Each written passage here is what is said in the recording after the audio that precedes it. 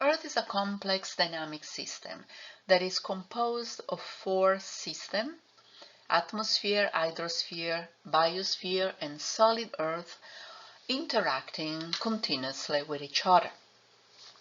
Like any dynamic system, the Earth system changes through time. In historical geology, we acknowledge that because of its dynamic nature, the Earth system of today is very different from the Earth system of the past.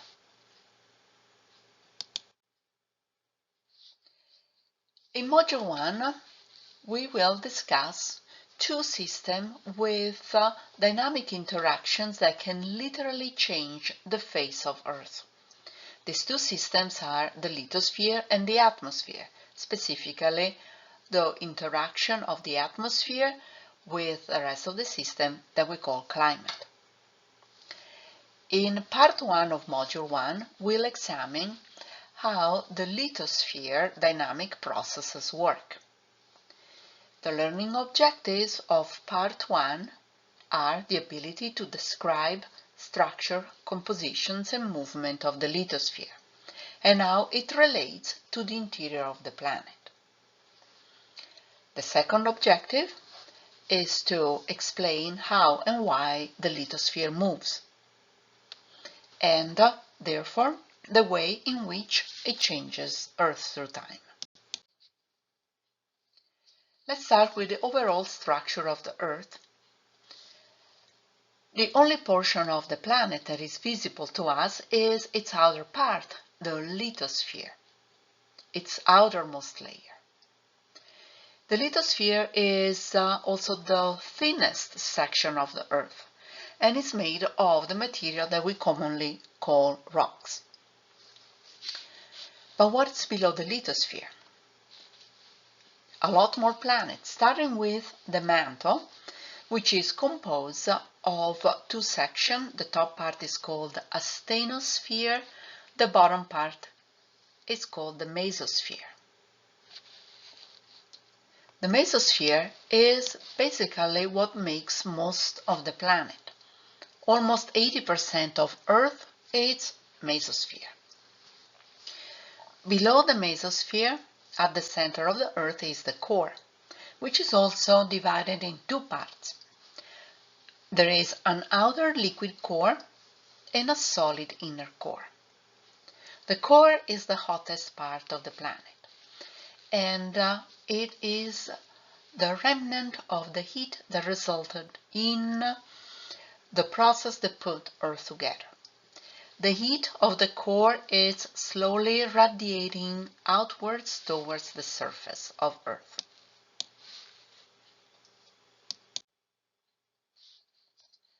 The lithosphere is made of rocks. Rocks are rigid and brittle, so they can break. The lithosphere is thin. It has an average thickness of about 10 kilometers, so not very thick, and its thickness is not regular. It can be as little as 25 kilometers under the oceans, and as much as 250 kilometers under mountain ranges. The lithosphere is made of two layers and has two different types of composition. The two layers are the crust, which is the top part of the lithosphere, and the lithospheric mantle, which is the lower part of the lithosphere. Both are made of rocks. The two types based on composition are oceanic and continental. The continental lithosphere is made of rocks that are mostly rich in silica, potassium, sodium, aluminum. So this type of rocks tend to be relatively less dense than the oceanic lithosphere rocks, which are mostly made of minerals that contain iron and magnesium. As the name said, the continental lithosphere is what makes most of the continental land masses, the oceanic lithosphere, it's what makes most of the bottom of the oceanic basins. The lithosphere is continuously moving.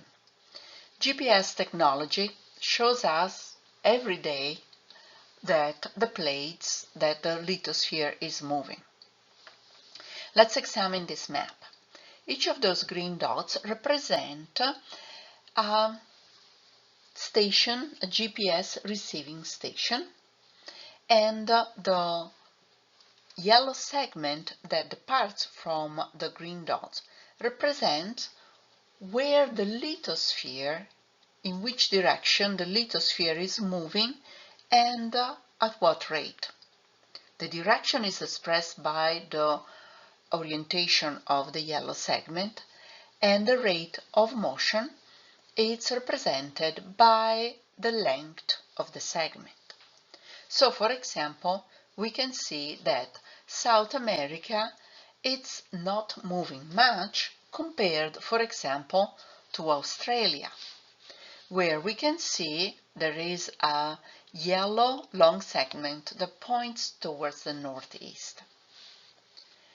This movement is continuous. It's very slow. It's about a few centimeters per year. So, living on the surface of Earth, we do not realize that this movement is going on.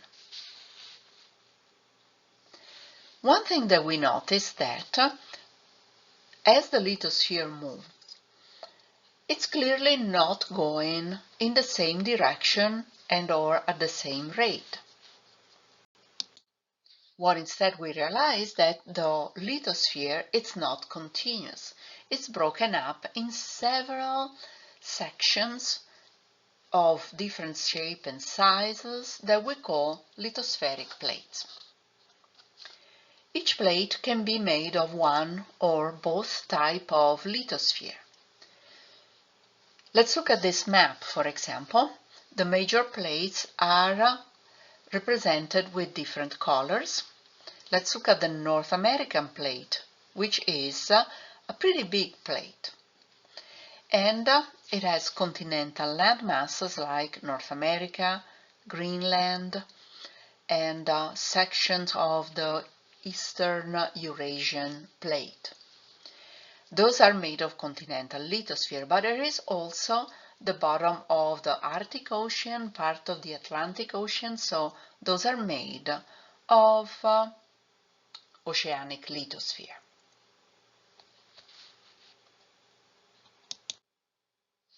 As we said, the North American lithosphere is moving with the rest of the plates. Different plates going in different direction at different rate. How fast is North America moving? It's about 1.5 centimeters per year, as shown in the table at the base of this map. Here we have the example of George Mason campus in Fairfax. Because that is on the North American lithospheric plate, it's moving also at the rate of 1.5 centimeter per year. If you pay attention to the prompt embedded in this presentation, we might wonder, how far has GMU campus moved since the beginning of this year?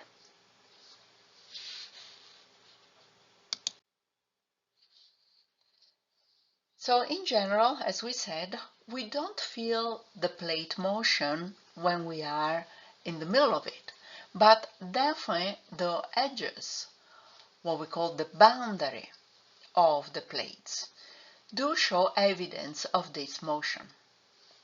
The plates move with respect to each other, and as they interact, they rattle, causing earthquakes. Think about that the plates are made of these huge masses of rocks, and as they move, they rattle and grind. Additionally, at the edges of the plate boundaries, there are always the right conditions for formation of magma. So there are also many volcanic processes that can occur at plate boundaries. If we look at this slide with the map of the world, we have earthquake represented by red crosses and volcanoes represented by the black triangles. Look at the distribution of earthquakes and volcanoes, and you realize that their distribution outlines the edges of the largest plates that we have examined in a previous slide.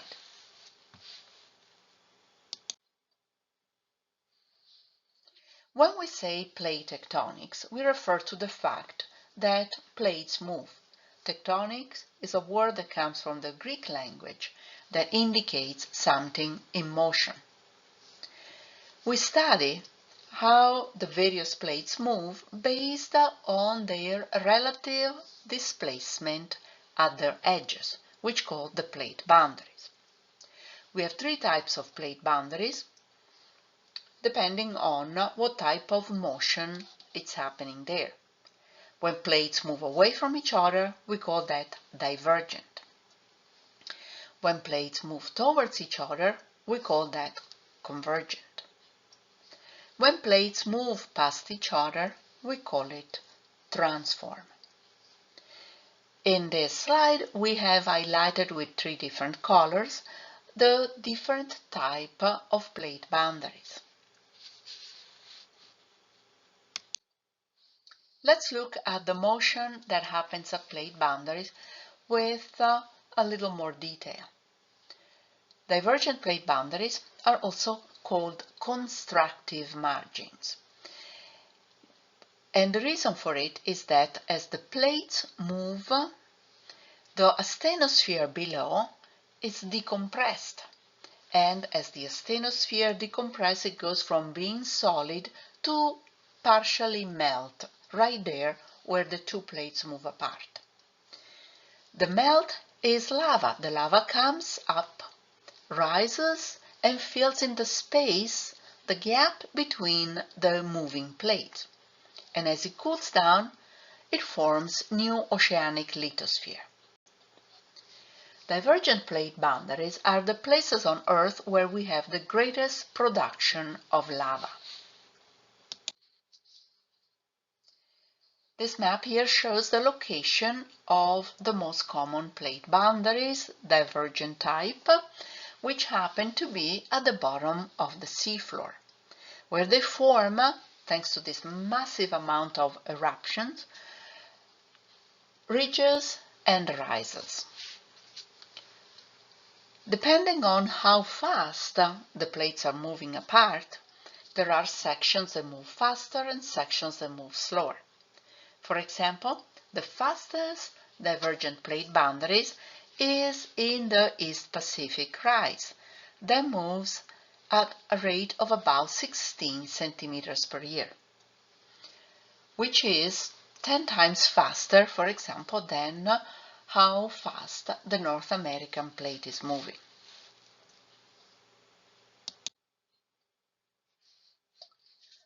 When two lithospheric plates move towards each other, when they collide, we say when they converge, if at least one of them is made of oceanic lithosphere, which is thinner and denser, then that thinner and denser plate will slide underneath the other plate in a process that we call subduction, which is shown in the graph in this photo. Subduction, it's not a very smooth gliding under the other plate. It's actually a very energetic process that produces a lot of violent earthquakes. In addition to earthquakes that shake both plates, the one that does the diving, does the subduction, as well as the one that is on top, the conditions at convergent plate boundary of this type with subduction are perfect for the formation of some magma that eventually finds its way to the surface and forms volcanoes that line up, many volcanoes, along the edge of the overriding plate. This lining up of volcanoes is called a volcanic arc. Here are some examples of volcanic arcs that are found all along the edges of the Pacific plate. In the United States, we have the volcanoes of the Cascade, most famous Mount St. Helens, here in the top right photos. We have volcanoes, lined up volcanic arcs all along Central and South America, volcanoes in the Aleutian Islands, the Philippines, Japan, all the way through New Zealand. Basically, the boundary, the edge of the Pacific plate are all into this subduction mode. So we have all these many volcanic arcs that we call the Ring of Fire.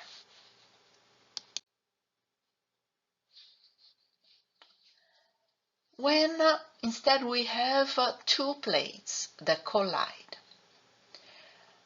or even more than two plates, and they're all made of continental lithosphere, none of these plates is actually dense enough to do the subduction process.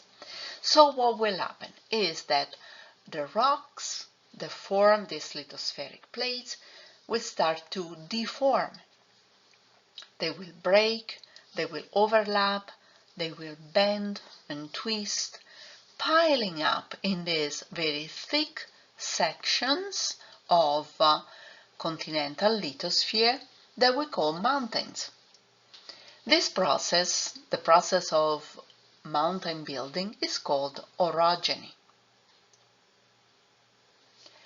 Of course, when this process occurs, there will be plenty of earthquakes, often very strong.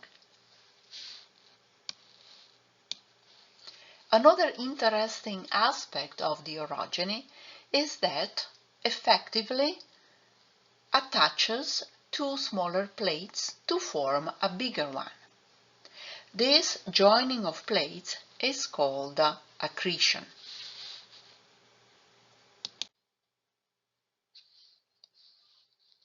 Here are some examples of mountain ranges that formed because of orogeny. The Appalachians, the American Cordilleras. They formed from plates that converged in the past. They became smaller to bigger plates. The Appalachians and the American Cordilleras have stopped forming as the convergent boundaries stop acting.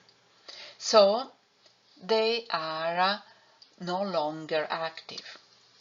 The Himalayas instead are part of a very complex system of collisions and orogeny that involves also other plates, starting from the edges of the Mediterranean, including Eurasia, converging with the African plate, the Anatolian plate. The section of the Himalayas is the collision between the Indian plate and the Eurasian plate. The Himalayas are the most effective ongoing orogeny that produces the tallest mountains on Earth at the moment.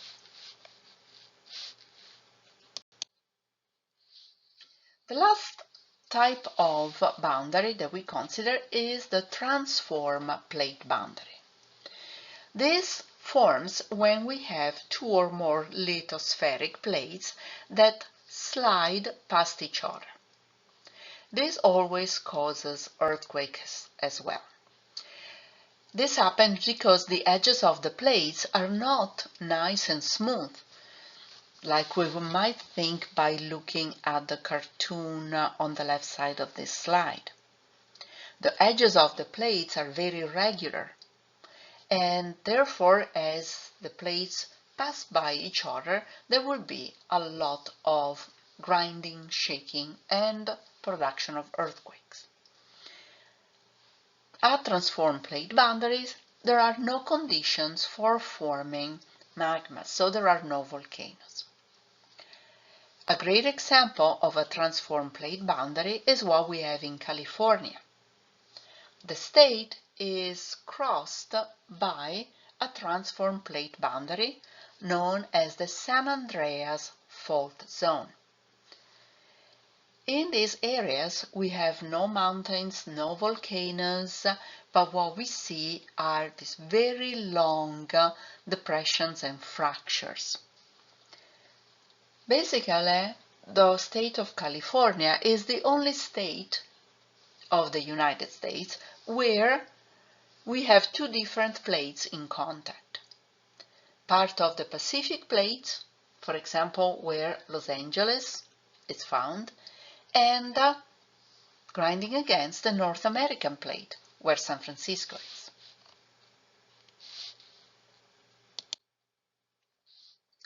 Up to this point, we have discussed the evidence of lithospheric movement. We have described the movement, but we have not yet discussed the fact that what moves a plate.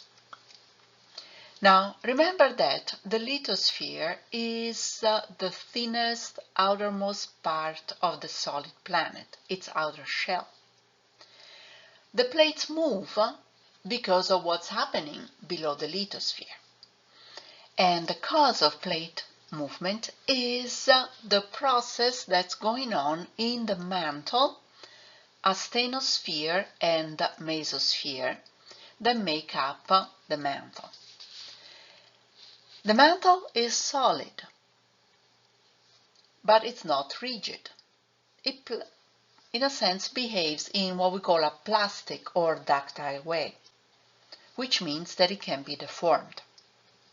A good analogy is modeling clay, Play-Doh. They are materials, solid materials, that can be put into a different shape. They can flow in a different shape by the use of pressure and heat. So the mantle works in the same way. As we have mentioned, there is a lot of mantle. Its base, it's in contact with the core, which is the hottest part of the planet. Its top, it's just below the lithosphere, which is the thinnest and coolest part of the planet. Therefore, there is quite a significant difference in temperature between the top and the bottom of the mantle. And because the mantle is not rigid, as it experiences this difference in temperature, what happens is that the bottom part of the mantle tends to flow upward because of the heat, and then as it rises up, it tends to cool down, and by the time it reaches the base of the lithosphere, has cooled down enough that starts to slide sideways and drop back towards the bottom of the mesosphere. This is a gravity-controlled process that we call convection. It's a very slow process. It takes millions of years, tens of millions of years to go through a loop of convection.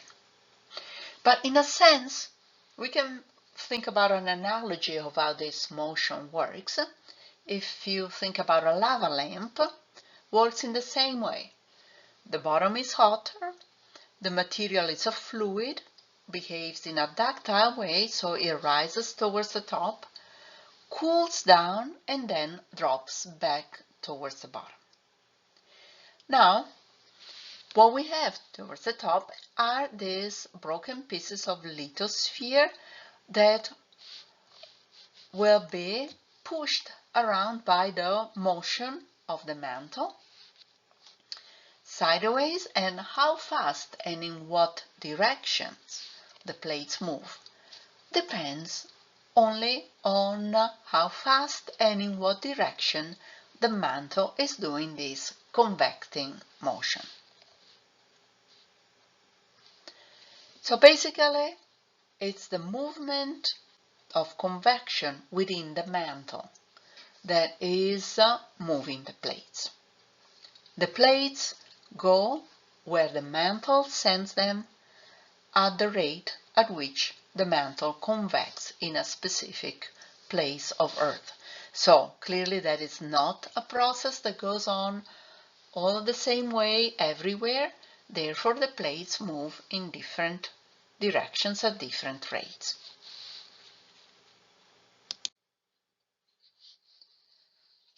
In addition to the convection, the mantle has certain parts of it where there is a significantly greater amount of heat.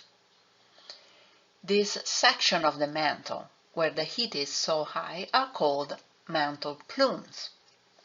And in a sense, they work like a burner of sort. And the mantle plumes are this flow of heat that tends to dissipate towards the surface of the planet. Mantle plumes can form at different places and different depths in the mesosphere. Some of them can have very deep roots all the way to the core. Other ones are shallower.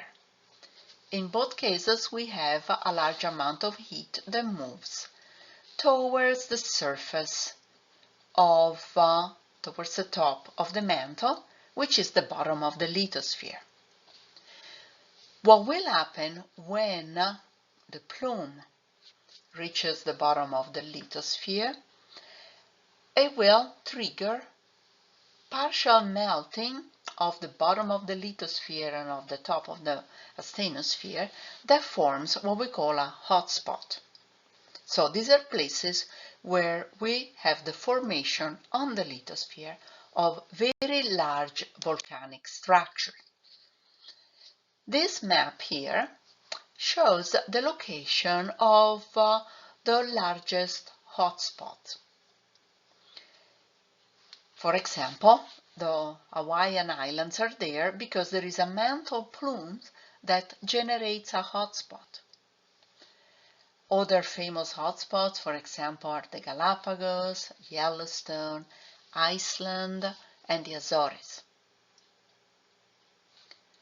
Make sure you address the prompt for this slide and see, is there any relationship between the occurrence of mantle plumes and plate boundaries?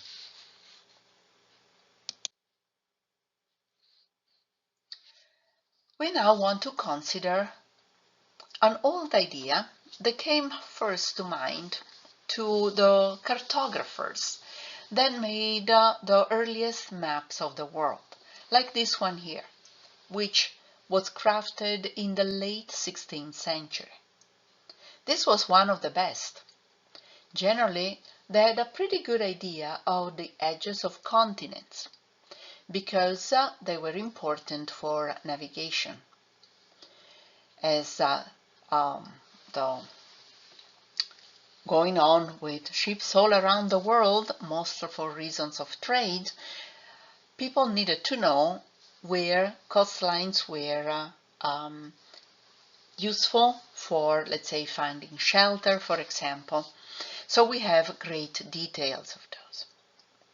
Notice that back then, people didn't even know that there was Antarctica. They might have had some vague ideas about the western side of North America, and clearly had a very fuzzy idea of anything like Australia. But something was clear even to the people of the late 16th century.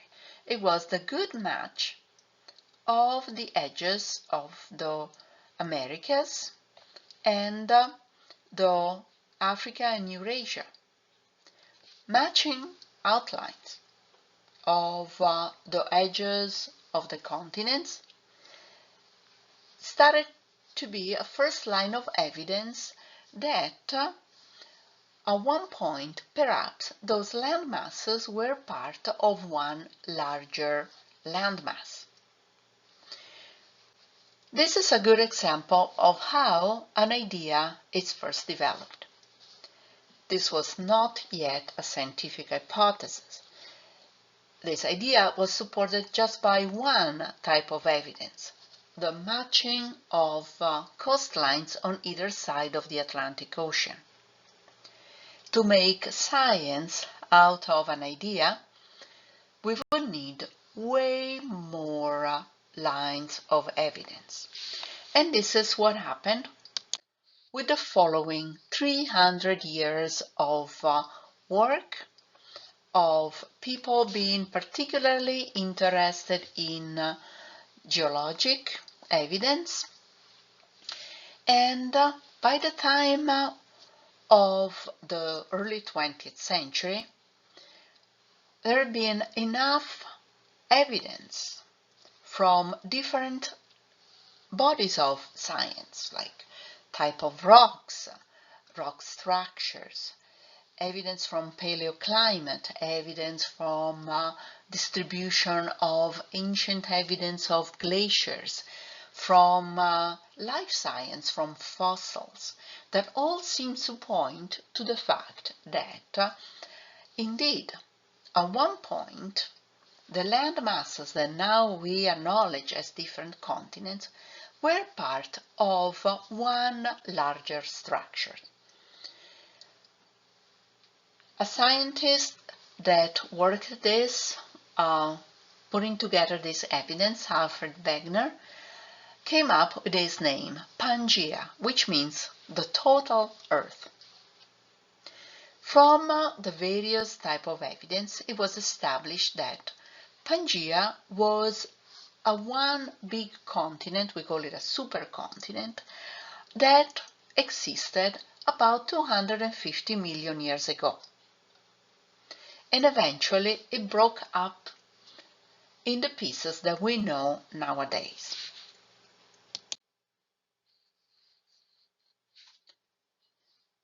In turn, we find out that, based on geological evidence, Pangaea itself formed from pre-existing smaller sections of continental lithosphere of plates that had gone into convergent plate boundaries until they formed Pangaea.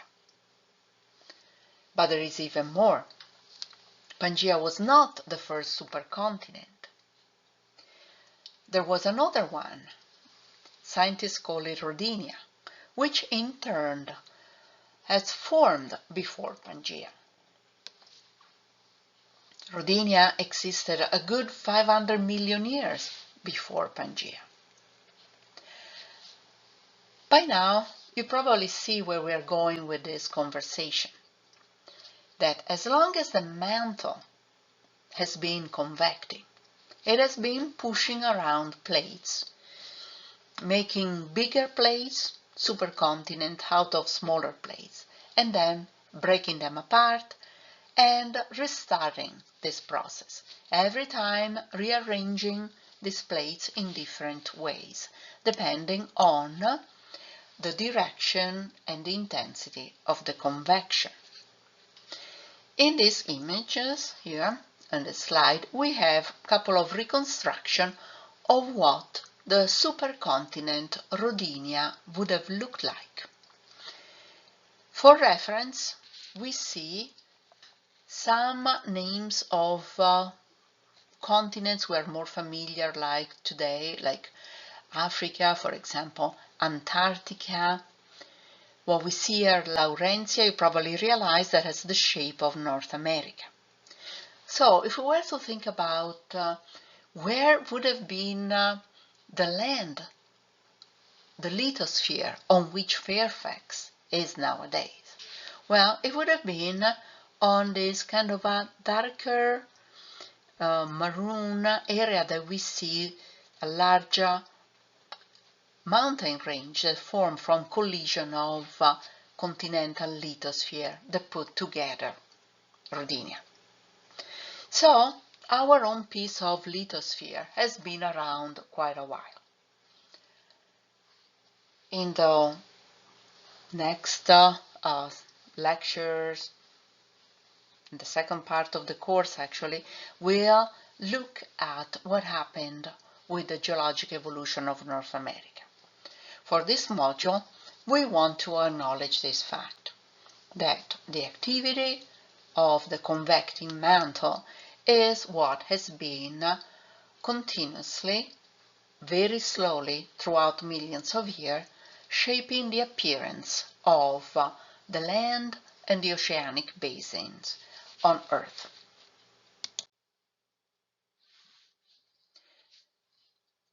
Now, one question we want to address is, why do supercontinents break up? Once we have all the many plates converging together to form, let's say, Pangaea, why did Pangaea break up? The reason for it is, again, what's going on with the mantle. Convection, direction, intensity, size of the convecting cells continuously changes. We don't know a lot about the mantle, but we definitely have enough evidence of the fact that convection does change, and then the mantle needs to release heat.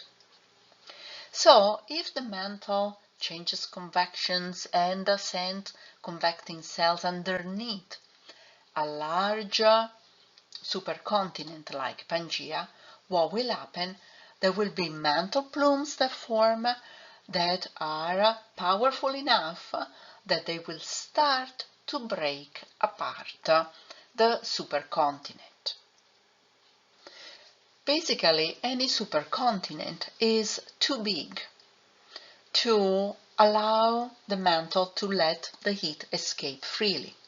So, the mantle always wins. There is way more mantle than lithosphere. And if the mantle needs to release heat, it will do it even across the largest of continents. So in this set of cartoons in the slide, we can see how Pangaea most likely broke apart. Eventually, the pieces slowly, through the process of plate tectonics, moved to the positions that we know nowadays, and that's what we see on the bottom cartoon. The way in which Pangaea broke up, it's also the way in which the previous supercontinent like Rodinia or any supercontinent before that would have formed and broken up. In the 20th century,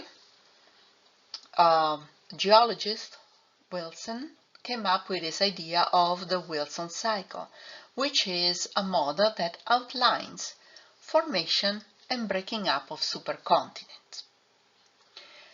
The basic idea is that the mantle and its continuous changing of convecting pattern always moves plates to join into supercontinent and to break apart, but never in the exact same way and combination. As in time, the mantle itself changes, slows down the convection, which is going very, very slowly, as it loses heat. Wilson proposed that a cycle can take between 300 and 500 million years. It's also hypothesized that this type of cycles might have worked for at least the past 3 billion years, and possibly even earlier. So, for sure, we had supercontinents even older than Rodinia. At this point, we want to address one last thought. And is that we are looking at a time in the evolution of our planet, which is just a snapshot of a continuous dynamic evolution. So the Earth we are familiar with today, it's definitely not going to be the Earth of the future. Based on the model of the Wilson cycle, we can say we are about half the way through one of such cycles.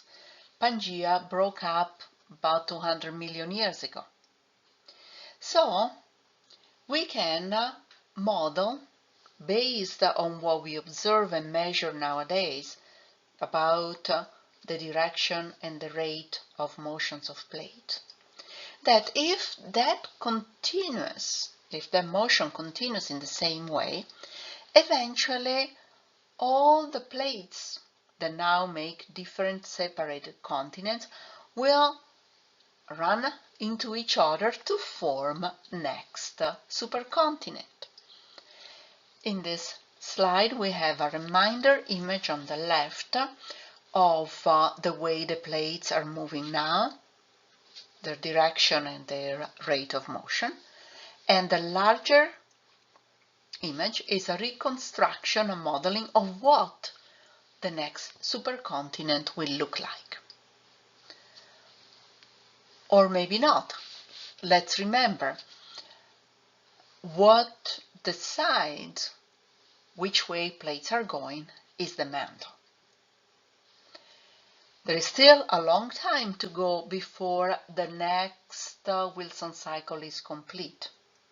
So to be more specific, we can say that if the mantle keeps convection exactly the same as we see it happening today, in about 200 million years, this is what our world will look like.